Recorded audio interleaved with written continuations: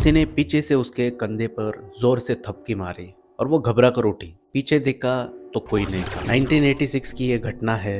रेखा की शादी को अभी कुछ ही दिन हुए थे। वो पहली बार अपने ससुराल आई। कोकण रत्नागिरी के एक शांत गांव। घर छोटा था, लेकिन वो घर उसके पति ने खुद बनवाया था। शुरुआत के 10-12 दिन सब सामान्य रहा। फिर एक दोपहर रेखा सो रही थी। अचानक किसी ने उसके कंधे पर जोर से थपकी मारी। वो घबरा कर उठी। पीछे देखा तो कोई नहीं था। उसने सोचा वहम है, लेकिन उसी दिन से सब बदल गया। कभी उसकी पीठ पर किसी के मारने का एहसास होता, कभी कोई पीछे से धक्का देता और रात को उसे लगता कोई उसके गले पर बैठ गया है। अब लगातार 10-12 दिन यही होता रहा। आखिर उसने पति को बता दिया कि मुझे कोई मारता है, रात को मेरा गला दबाता है। ये सुन के पति हंसने लगा। वो बोला नई जगह है इसलिए तुम्हें डर लग रहा है, ऐसा कुछ नहीं होता। ये बोल के उसने बात टाल दी, लेकिन असली डर अभी शुरू होने वाला। एक सुबह 4:30 बजे पति रोज की तरह बाहर वाले वॉशरूम गया था। रेखा किचन में स्टोव जलाकर पानी गर्म कर रही थी। तभी दरवाजे पर आवाज आई, रेखा दरवाजा खोल। आवाज बिल्कुल उसके पति की थी। उसने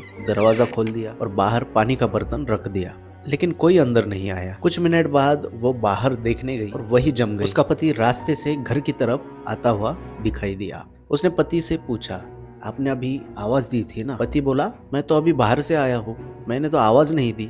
उस दिन पहली बार पति चुप हो गया। और फिर आई अमावस्या की रात। उनका घर समुंदर के पास था, इसलिए फर्श की दरारों से पानी ऊपर आने लगा। धीरे धीरे कमरा भरने लगा। बिजली चली गई और चारों तरफ अंधेरा हो गया। तभी किचन की तरफ से आवाज आई, जैसे कोई गीले पैरों से पानी में चलता हुआ उनकी तरफ आ रहा हो। पति चिल्लाया, कौन है रे, चला जाए यहाँ से। और उसी पल आवाज बंद। लाइट जलाई, कमरे में कोई नहीं था। सुबह होते ही उन्होंने घर छोड़ दिया। काफी समय बाद पति ने सच बताया, जहाँ ये घर बना था वहाँ पहले एक पुरानी बावड़ी थी। सालों पहले उसमें एक आदमी डूबकर मर गया था। लोगों ने डरकर बावड़ी को मिट्टी से भर दिया और उसी के ऊपर ये घर बना दिया।